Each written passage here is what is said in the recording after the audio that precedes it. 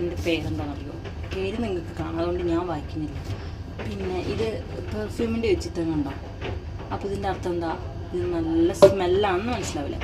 പിന്നെ നമുക്ക് വാഷ് ചെയ്യാൻ വളരെ എളുപ്പമുള്ള സംഭവമാണ്. നമുക്ക് പിന്നെ ഈ മറ്റേ പൗഡർ ഉണ്ടല്ലോ, എന്ത് വാഷിംഗ് പൗഡർ, അത് ഉപയോഗിച്ച് പിന്നെ ലിക്വിഡ് വെച്ചൊന്നും കഷ്ടപ്പെടണ്ട. ഇതിന്ന് ഈ സംഭവം തുറക്കുക. ഇത് ഇപ്പം ഞാനിങ്ങനെ കാണിക്കുന്നത്, എനിക്ക് ഒരു കയ്യിൽ ഫോൺ പിടിച്ചപ്പോൾ അതുകൊണ്ടാണ് ഇങ്ങനെ കമത്തി കാണിക്കുന്നത്. ഇത് കണ്ടോ, ഇതിനകത്തെല്ലാം ഉണ്ട് കണ്ടോ. ഇതെന്താണെന്ന് വെച്ച് കഴിഞ്ഞാൽ മറ്റേ എന്താണ്, നമ്മൾ പേര് ഞാൻ മറന്നുപോയി.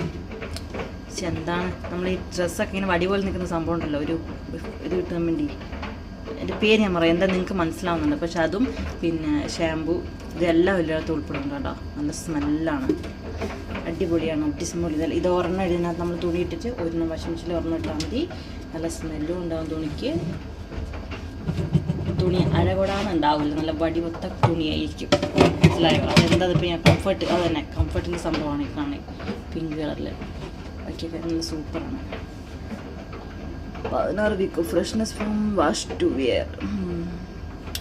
അപ്പം തുണി അലക്കി കഴിഞ്ഞാൽ ഉണങ്ങിക്കഴിഞ്ഞാൽ അതിൻ്റെ മണം നല്ല നിൽക്കും. പിന്നെ ഈ സംഭവം എന്താണെന്ന് വെച്ചാൽ, ഇതെന്ന് പറഞ്ഞാൽ നമ്മൾ ഈ കളറ് മിക്സഡായിട്ട് നമ്മൾ തുണി മെഷീനിലിടില്ലേ, അപ്പോൾ കളറ് പിടിക്കാതിരിക്കാൻ ഉപയോഗിക്കുന്ന ഒരു വസ്തു. അപ്പോൾ ഇത് നമ്മൾ തുണി ഉപയോഗിക്കുമ്പോൾ ഇടുന്ന സമയത്ത് ഈ ഒരെണ്ണം ഇട്ട് കൊടുക്കാം.